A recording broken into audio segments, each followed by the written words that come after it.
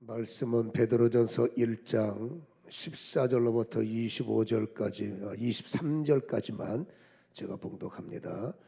너희가 순종하는 자식처럼 전에 알지 못했을 때에 따르던 너희의 사역을 본받지 말고 오직 너희를 부르신 거룩한 이처럼 너희도 모든 행실에 거룩한 자가 되라.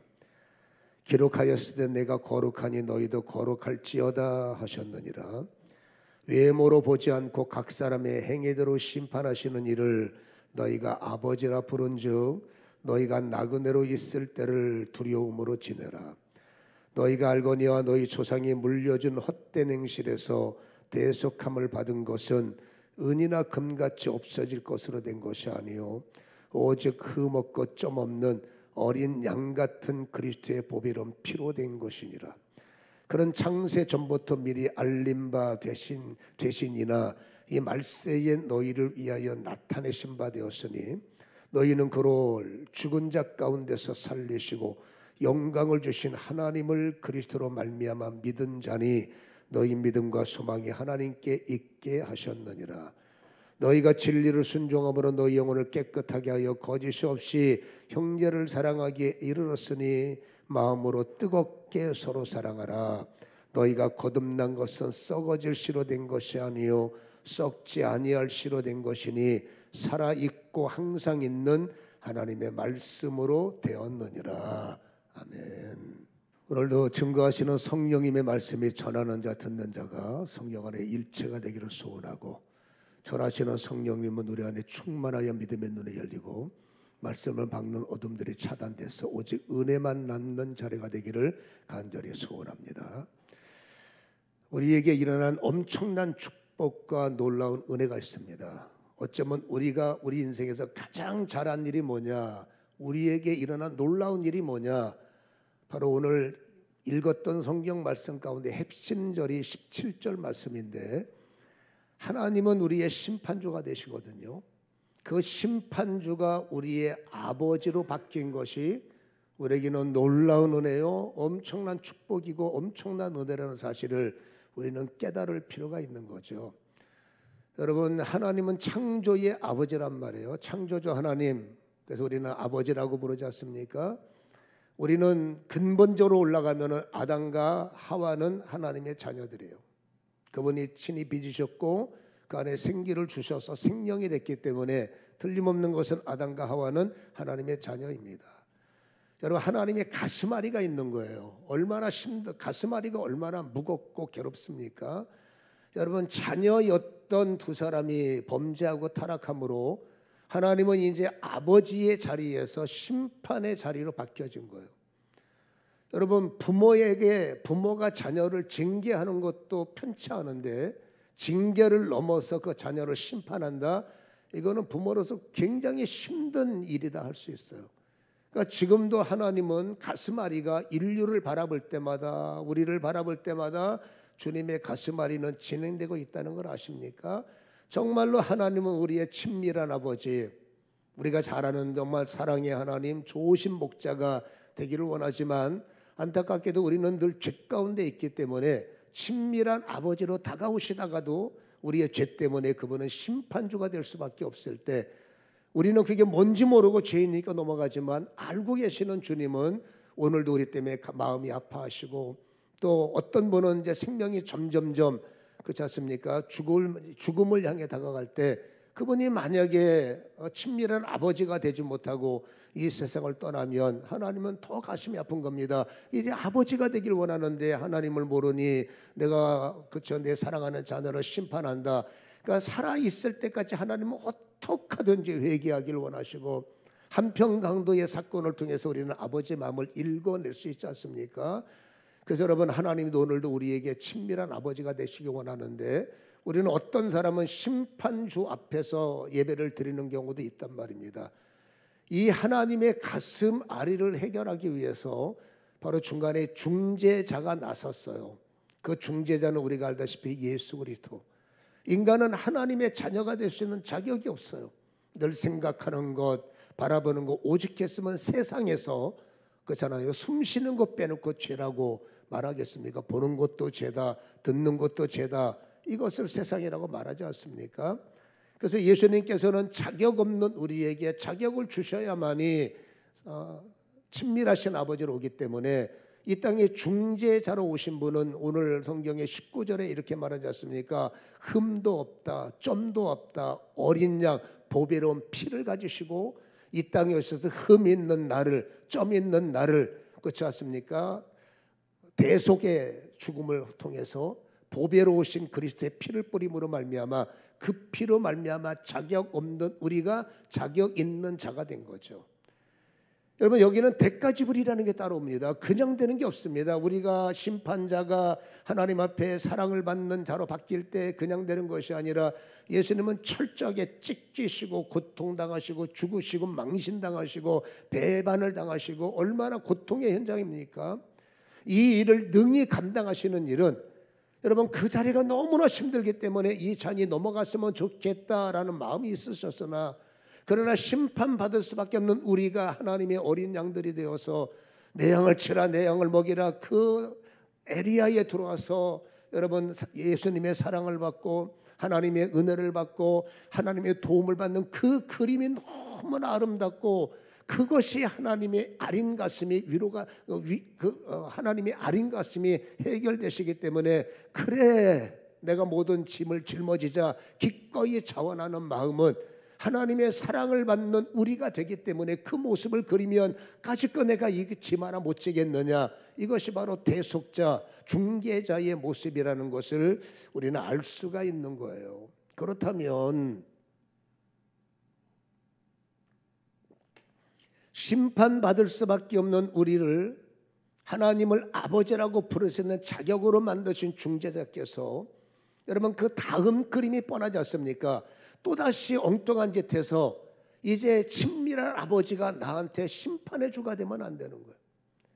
주님의 중재를 통해서 우리가 사랑받는 자가 됐다면 그 사랑이 지속돼야 되는데 어찌하다 보면 또다시 우리는 심판의 주님 앞에 서서 우리가 기도할 때 늘 입을 열고 회개합니다. 회개합니다. 회개합니다.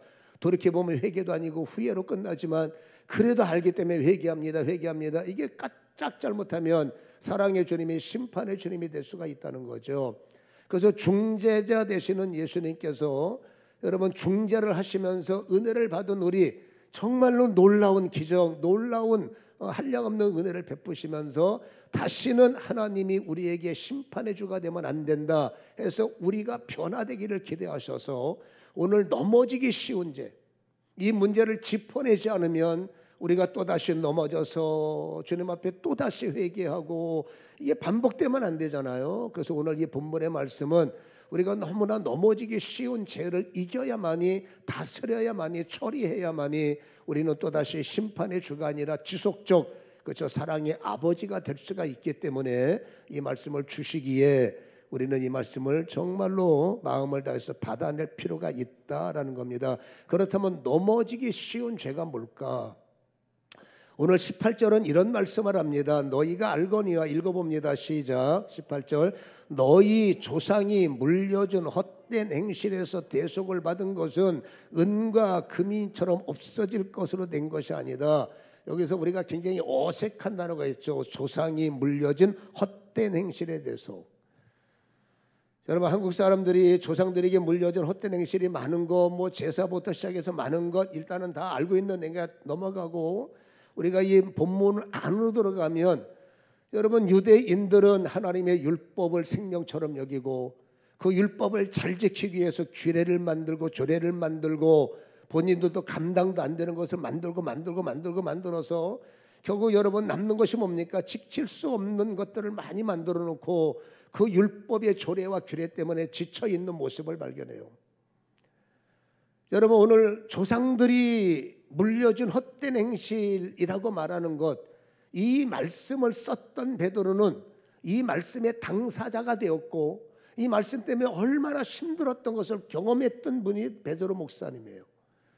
사도행전 10장에 보면 고넬료라는 분이 등장하고 이방인의 대명사죠.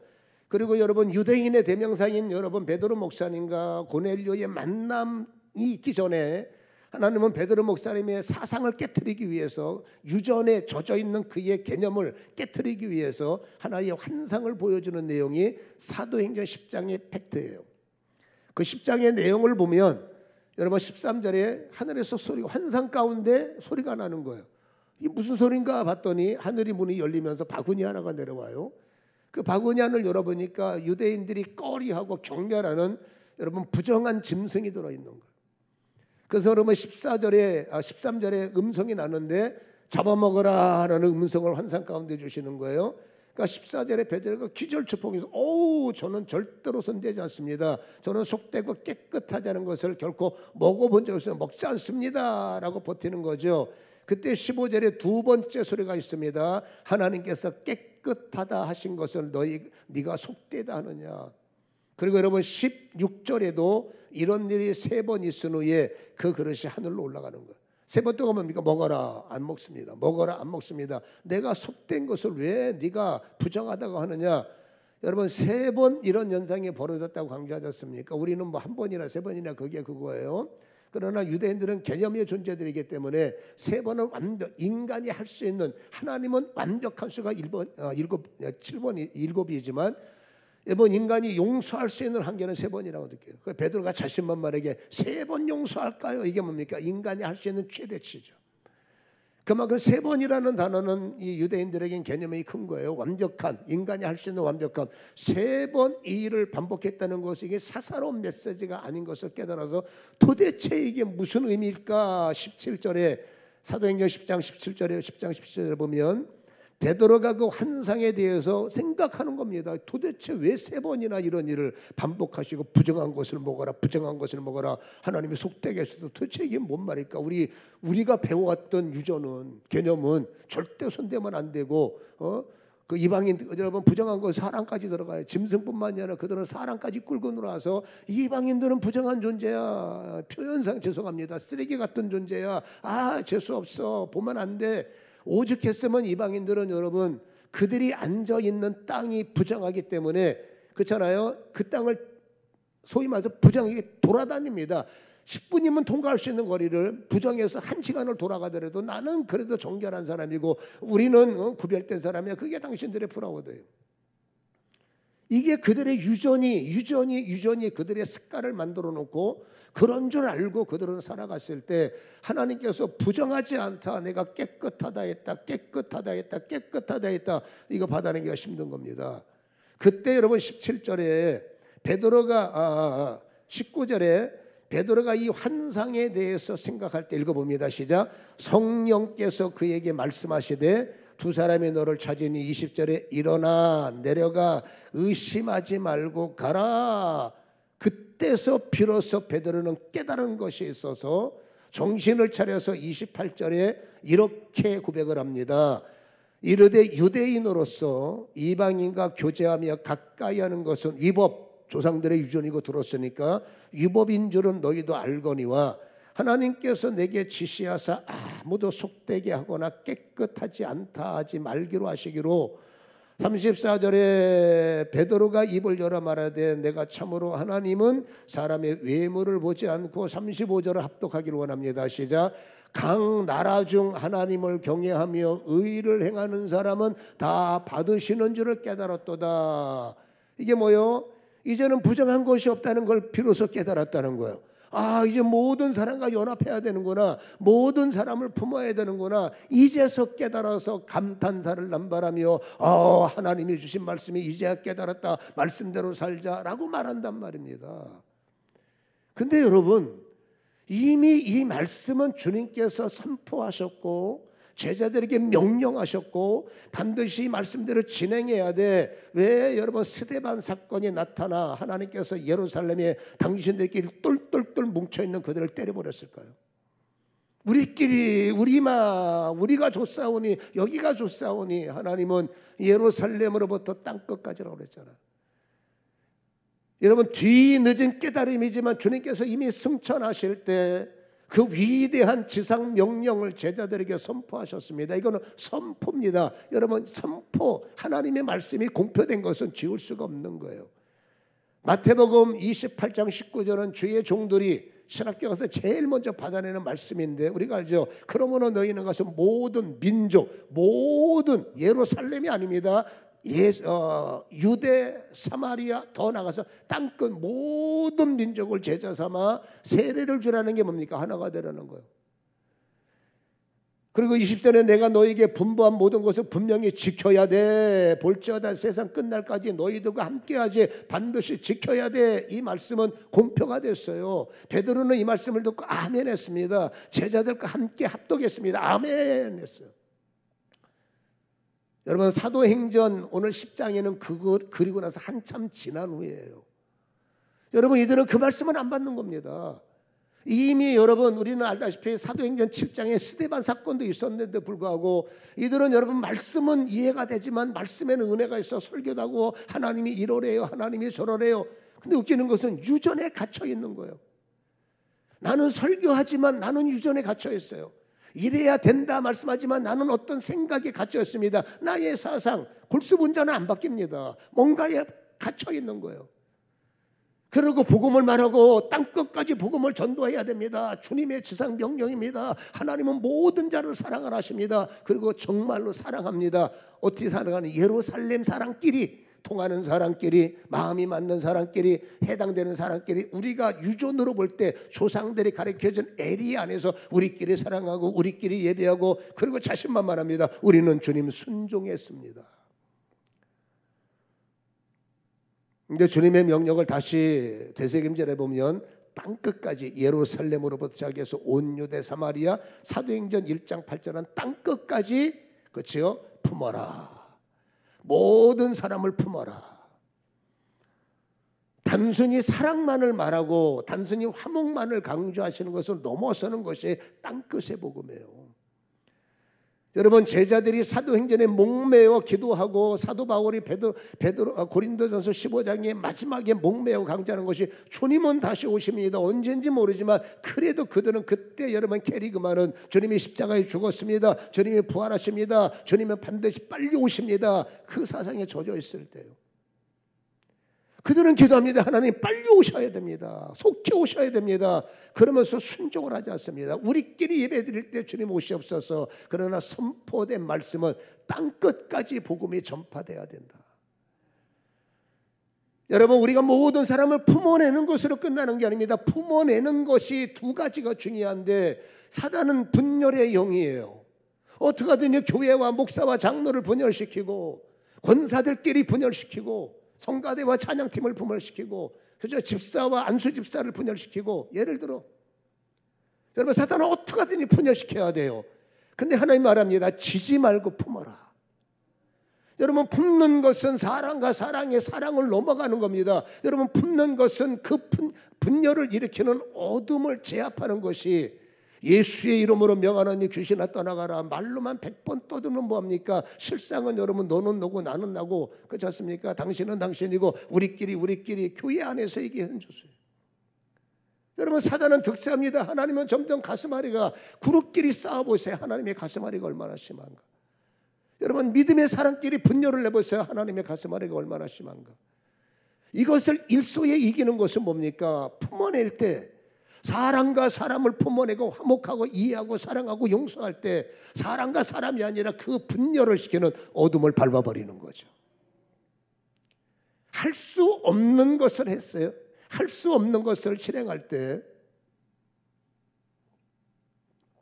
이게 시타바람이 이렇게 불어서 여기를 이렇게 돌거든요. 그러니까 강단은 굉장히 건조해서 목이 자꾸 마르니까, 저는 설교 시간에 물 마시는 거 별로 안 좋아하는데 목이 잠기니까 도리가 없어요. 뭔 말하다가 또 물 마셔갖고. 아무튼 여러분, 할 수 없는 것을 뚫어낼 때 영역은 배가가 되는 거예요. 늘 할 수 있는 것만 하면 거기에요. 제가 늘 올해 강조했던 것이 30에서 뭐만 됩니다. 30에서 60까지는 바라지 않더라도 30에서 31, 32 차근차근 조금씩 증가가 되어야 어제 이겼던 세력은 오늘도 이깁니다. 어제 나한테 쫓겨났던 세력이 억울하게 일을 간다고 그랬는데, 여러분 왔을 때 어제 영역 그대로, 어제 할 수 있는 그대로 여전히 오늘도 못하고 안 하는 건 안 해. 그럼 나는 여러분 먹이가 되는 거예요. 조금씩 업그레이드가 될 때, 그죠? 할 수 없는 것을 조금씩 해나갈 때 그 할 수 있는 힘이 영역이 되고, 그 할 수 없는 힘이 능력이 되는 거예요. 목사가 다 할 수는 없지 않습니까? 어떤 사람은 뭐 손 얹기도 싫은 거예요. 어떤 사람은 여러분 자신이 없는 거예요. 근데 어쩔 수 없이 사명 때문에 그냥 몸부림치며 싸워가며 금식하며, 예를 들어 말하는 거, 그 힘을 이겨서 그에게 자유를 줬다 싶시다. 이것은 그냥 고생이 아니라 이겼기 때문에 그 영역은 당신의 영역이 되고, 그 목사님은 그 영역만큼 또 사역을 하는 거예요. 그게 뭐예요? 엇그려야 돼요. 할 수 없는 것을 실행할 때 우리는 이길 수 있는 힘을 주신다. 따라합시다. 할 수 없는 것을 할 때 힘을 주신다. 시작. 할 수 없는 것을 행할 때 힘을 주신다. 그것이 뭐라고? 우리의 영역. 영적으로는 굉장히 중요한 의미입니다. 땅끝까지 복음을 전하라. 두 가지입니다. 땅끝까지 복음을 전하. 예루살렘은 여러분 땅끝에서 돌아오는 게 예루살렘이에요. 여러분 다시 예루살렘의 복음에 순환원에서 예루살렘이 복음을 전하고, 복음 전파만이 아닙니다. 복음을 전해서 세계가 하나가 되고, 선교로 믿음이 하나가 되고, 예배로 온 민류가 하나가 되고, 예수 그리스도로 온 지구촌이 예수로 통일이 될 때, 그때가 언젠지 모르겠습니다만은 여러분 주님이 오신다는 거죠. 그리고 통일이 되는 순간, 연합하는 순간, 하나가 되는 순간에 분열의 영을 이기는 거죠. 우리는 그만큼 영역이 강해지는 거죠. 할렐루야. 그러니까 사단이 여러분 이 전략이 어마어마한데 우리를 그냥 두겠습니까? 그러니까 힘없는 교회를 만들어야죠. 선교 안 하는 교회, 전도 쉬는 교회, 그렇죠? 연합 안 하는 교회, 그냥 끼리끼리 그냥 삽시다. 이거는 여러분 사단의 전략이라는 것을 우리는 쉽게 알아낼 수가 있다라는 것입니다. 이런 현상이 벌어지는 것은 조상들의 유전이에요. 내가 살아왔던 관습이 워낙 강력하기 때문에 내가 습관 위에 하나님의 말씀으로 습관을 부셔야 되는데, 우리는 익숙한 습관을 갖고 성경을 읽어대고, 우리는 익숙한 습관 안에서 성경을 해석을 하는 거예요. 나는 안 바뀌고 하나님 나를 이해해 주세요. 그러면 이해는 돼요. 예루살렘은 상관없어요. 그러면 유대는 어떻게 할 겁니까? 그래서 하나님은 여러분 할 일을 하지 못했을 때 또다시 사랑의 하나님이 자칫 잘못하면 심판의 주가 될 수가 있기 때문에, 오늘 여러분 중재자이신 예수님이 흠없는 사람이 돼야 돼, 점 없는 사람이 돼야 돼, 어린 양의 피로, 보배로운 피로 씻겨졌잖아. 그러면 내 생명을 가져야 돼, 그리스도의 마음을 품어야 돼 라고 강조하시는 것이, 이것을 어떻게 하든지 하나씩 담아내야, 이겨내야 여러분 끝까지 하나님은 우리의 사랑의 주가 되시기 때문이죠. 그러나 젖어 있는 습관을 넘어 중독이 된 것들, 이미 베드로 목사님도 여러분 사랑해야 됩니다라고 말하지만 이방인들만 어때? 인상 쓰는 거예요. 지상 명령을 받아서 땅끝까지 복음을 전합시다라고 해놓고 예루살렘을 못 벗어나는 거예요. 우물 안에 개구리죠. 그때 하나님께서 보세요. 가장 중요한 일이 있습니다. 여러분 성령님이 결국 교회를 간섭하시기 시작하고, 성령님이 더 힘있게 베드로를 간섭하고, 성령님이 더 힘있게 분열의 사람들을 장악하는 모습을 우리가 읽은 성경을 통해서 보여주는 것이 사도행전 10장 19절입니다. 이 말씀은 중요하기 때문에 합독하겠습니다. 사도행전 10장 19절 시작. 베드로가 그 환상에 대해서 생각할 때에 성령께서 그에게 말씀하시되 두 사람이 너를 찾으니, 성령께서 그를 간섭하기 시작했다는 것. 이미 말씀을 읽고 말씀을 묵상하고 설교를 하지만 여러분 말씀에 내가 간섭을 받지 않는 겁니다. 할 수 있는 것은 간섭받는 거예요. 기도하라, 예, 간섭받는 거예요. 성경 볼까요? 예, 간섭받는 거예요. 근데 그 말씀 안에 이거 하라 저거 하라, 어떤 내용은 나하고 안 맞으면 간섭을 안 받는 거예요. 근데 성경은 빼고 담을 게 없잖아요. 다 지켜야지. 그때 여러분 우리가 피하거나 지키지 못하는 것을 성경에 보니까 성령께서 구체적으로 오셔서 완전히 베드로 목사님을 장악하셔서 간섭하더라. 이 간섭은 굉장히 중요한 거고, 우리가 이 말씀에서 우리가 반드시 받을 것은, 성령님이 나를 간섭하셔야 뛰어넘는구나. 내가 내 힘으로 성경한다고 되는 게 아닙니다. 지식 갖고 안 됩니다. 하나님을 아는 것과 믿는 것, 아는 것 갖고 안 됩니다. 알았으면 여러분 말씀과 믿음, 말씀만 있으면 안 돼. 말씀을 결부시키는 믿음이 있어야지. 아멘. 말씀 갖고 안 됩니다. 이 말씀을 믿어내는 여러분 히브리서 4장 2절의 말씀이 뭐예요? 말씀을 받아내고 말씀을 지켜나가고 말씀의 말씀대로 믿어지는 결부시키는 생명을 얻을 때 비로소 말씀에 유익이 있다. 1년 동안 2년 동안 강조된 말씀이에요. 그래서 여러분 말씀이 돼서 우리가 그 말씀을 따라가려면 지켜온 것은 상관없어요. 우리가 앞으로 살다 보면 못 지켜. 물질 때문에 어려운 당한 사람은 11조 얘기 나오면 머리가 아파서 교회 떠날 생각을 합니다. 이놈의 교회는 어떻게 11조 얘기만 하느냐. 뭐 내가 하고 싶어서 합니까? 성경이 순서가 되니까 하는 거죠. 그렇잖아요. 근데 참 감사한 게 근자는 11조 얘기가 없어서 여러분들은 편해질 거예요. 우리가 읽는 성경에 한 번도 안 나와서 안 하잖아요. 어떤 사람은 여러분 저 왼수 꼴보기 싫은데 올 때마다 사랑하라. 나는 여러분이 누구랑 원수인지 몰라요. 성경에 사랑 누가 말했느냐. 세상에는 난고못보시가 말했지만 성경에는 여러분 성경이 말하니까 어떡합니까? 말을 할 수밖에 없는 거죠. 근데 그게 왜 힘드냐? 그 힘든 것은 심판의 하나님의 심판주 앞에 설 왕들이 많은 거예요. 오늘 모든 말씀은 나에게 놀라운 은혜가 돼야 되고 모든 말씀은 나에게 놀라운 축복이 돼야 됩니다. 어떻게 하든지 그 말씀을 받아내야 되고 어떻게 하든지 그 말씀을 실행해야 되는 겁니다. 왜? 성령이 말씀이니까. 안 될 때는 탁하랍니다. 어쩔 수 없어요. 성령님이 나를 간섭해야 돼요. 그래서 우리는 성경 볼 때마다 이렇게 기도해야 됩니다. 성령님 나를 간섭하여 주옵소서. 그냥 성경 보면 안 됩니다. 성령님 이 성경을 읽을 때 나를 간섭하여 주옵소서. 기도할 때 성령님 나를 간섭하여 주옵소서. 간섭해야 정욕의 기든지 간섭해야 잘못된 기든지 간섭해야 하지 말아야 할 기든지 간섭해야 기준점이 생긴다는 겁니다. 길을 갈 때도 그냥 있으면 안 됩니다. 성령님 내 걸음을 간섭하여 주옵소서. 우리 비즈니스맨들 사람을 만날 때 내 생각으로 만나지 말고 하나도 성령님 오늘 만남에 성령님이 간섭하여 주시고 멍하니 한 달을 사는 게 아니라 성령님 내가 그래서 그룹 안에 회사 안에 유익한 사람에 대한 나를 간섭하셔서 남들이 생각할 수 없는 지혜를 주시고 남들이 볼 수 없는 것 볼 수 있는 믿음의 눈을 열어주옵소서. 남들이 할 수 없는 것을 남들이 볼 수 없는 것을 보는 직원들 오늘들이 얼마나 기쁠까요? 성령의 간섭은 초월적인 역사가 있기 때문에 성령님 나를 간섭하소서라는 단어는 이 말씀은 굉장히 중요함을 우리는 기억하시고 여러분 심판의 주를 모면하는 일은 여러분 심판은 하나님 나라의 천국이냐 지옥이냐보다 더 중요한 게 있습니다. 심판은 지금이라는 거예요. 지금.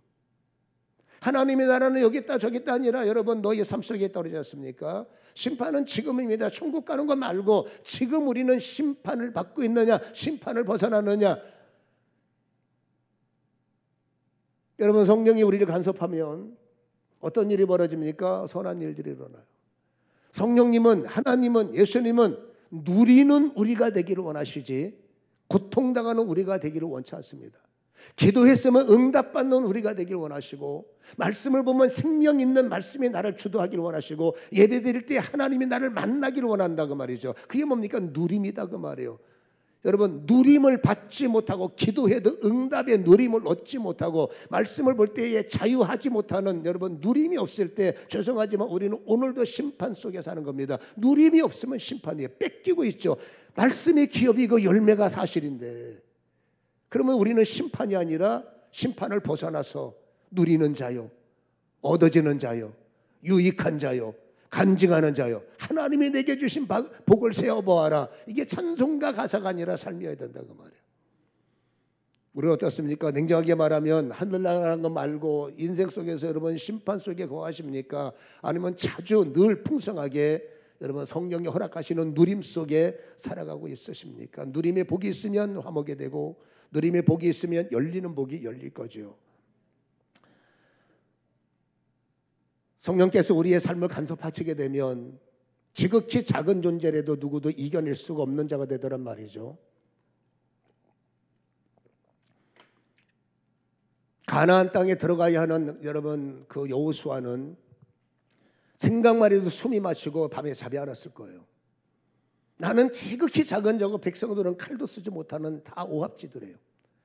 이미 다녀와서 합니다. 그 나라 사람들이 얼마나 장대하고 얼마나 강력하고 그들이 가지고 있는 군수 물자는 여러분 우리하고 견줄 수가 없는 거예요. 어떻게 저 땅을 이길까? 말로는 이길 수 있어라고 말하지만 실상을 경험해 봤던 여호수아는 숨이 막힐 수가 없고 이스라엘 사람들이 오든지 말든지 가나안 사람들은 신경 쓰지 않습니다. 왠지 아십니까? 가나안 사람들이 여호수아를 보면 여호수아는 표현상 멈지만도 못한 거예요. 여호수아 뭡니까? 그 담대한 시선으로 여호수아를 보면 용사도 아니고 전사도 아니고 군대를 보면 별것 아니기 때문에 오든지 말든지 신경도 안 쓰는 게 여러분 여호수아 군대들이에요. 근데 중요한 게 있습니다. 그렇게 힘도 없는 눈에 띄지도 않는 별것도 없는 그들을 성령이 간섭하기 시작하는 거예요. 여호수아 1장 3절을 보면 내가 모세에게 말함한 같이 너희 발바닥으로 밟는 곳은 모두 내가 너희에게 주었다. 여러분 가나안 사람들이 볼 때 안중에도 없지만 하나님이 간섭하고 성령님이 간섭할 때 어떤 일이 벌어지느냐. 여호수아가 멈지밭도 못한 존재가 강력한 자들의 땅을 밟는 순간에 성령이 그렇지 않습니까? 간섭하시고 성령이 역사하실 때 그 땅은 다 너희의 땅이 되리라. 가나안 사람들은 끔찍한 얘기고 이스라엘 사람들한테는 여러분 놀라운 일이 되겠죠. 실질적으로 여호수아서 1장 5절에 보면 네 평생에 너를 등에 대적할 자가 없다. 내가 모세와 함께 있었던 것 같이 너와 함께 있을 것이다. 내가 너를 떠나지 아니하며 버리지 않는다. 여호와의 간섭을 말합니다. 성령의 간섭을 말합니다. 내가 너와 함께한다. 간섭을 말합니다. 그래서 우리는 성령의 간섭이 필요하다라는 거예요. 내가 약할 때 성령이 나를 간섭하셔야 되고 성령이 나를 떠나지만 않으면 약한 그 모습 세상이 볼 때 나라는 존재는 하찮은 존재를 보이지만 나를 쓰시려고 하시는 강력한 성령이 나를 간섭할 때 내 싸움은 주님의 싸움이 되고 나의 눈물은 주님의 눈물이 되고 나의 억울함은 주님의 억울함이 되고 나의 소원은 주님의 소원이 된다면 누가 주님의 길을 막을 수 있단 말입니까? 어려울수록 힘들수록 우리는 어쩔 수 없습니다. 성령이 간섭을 요청하셔야 성령이 나의 억울함을 간섭하여 주시고 나의 탄식을 간섭하여 주옵소서. 그 간섭의 시작은 여호수아서 1장 8절이 힌트를 주고 있죠. 함께 읽어왔으면 좋겠습니다. 시작. 이 율법책을 내 입에서 떠나지 말게 하며 주야로 그것을 묵상하여 그 안에 기록된 대로 다 지켜 행하라. 그리하면 너의 길이 평탄, 그리하면 네가 형통. 평탄과 형통, 간섭의 결과물입니다. 여러분 이 간섭은 여호와의 율법책을 내 입에서 떠나지 말게 하며 여러분 성경은 우리는 수없이 읽습니다. 안 읽는 분도 많겠지만 그냥 읽으면 안 됩니다. 내가 너와 함께 해야 되기 때문에 성경을 읽을 때 내 입술을 간섭하여 주옵소서. 성경을 읽을 때 나의 지식을 간섭하여 주옵소서. 몇 번 몇 시간을 읽는 아주 중요하지만 더 중요한 것은 성경을 읽기 전에 하나님 오늘 내가 성경을 펴려고 합니다. 하나님 지금부터 저를 간섭하셔서 성령의 지혜로 성경을 읽고 성령의 간섭으로 성경을 깨닫게 하여 주옵소서. 오늘부터 여러분 반드시 이것을 선행을 하시고 성경을 읽으면서 나를 간섭하셔서 우리가 내년에 예수를 깊이 시인하라가 교회 표라고 그랬어요. 읽으면서 여러분 계속 성경을 시인하시고 하나님이 하실 일을 시인하시고 주님이 하실 일을 시인하시고 주님이 나의 구주임을 시인하실 때 우리가 어디를 가든지 무엇을 하든지 하나님의 언약의 형통과 평탄이 그냥 성경에 기록된 사문서가 아니라 마음에 기록돼서 성령에 간섭하는 우리에게 살아있는 말씀이 되고 열매를 맺는 현실이 되는 이런 은혜가 일어나기를 주님의 이름으로 간절히 축복합니다. 성령님이 간섭하면 엄청난 축복이 시작되고 성령님이 간섭하면 놀라운 은혜가 시작됩니다. 이 말을 어떻게 기억할지 모르지만 지금부터 제가 했던 말을 그대로 흉내해 봅니다. 시작. 성령님이 간섭하면 놀라운 은혜가 시작되고 성령님이 간섭하면 엄청난 축복이 시작됩니다. 옆 사람한테 인사를 안 되겠죠. 자, 옆 사람한테 인사합니다. 성령님이 간섭하면 당신은 놀라운 축복이 되고 성령님이 간섭하시면 당신에게 놀라운 은혜가 일어납니다. 시작.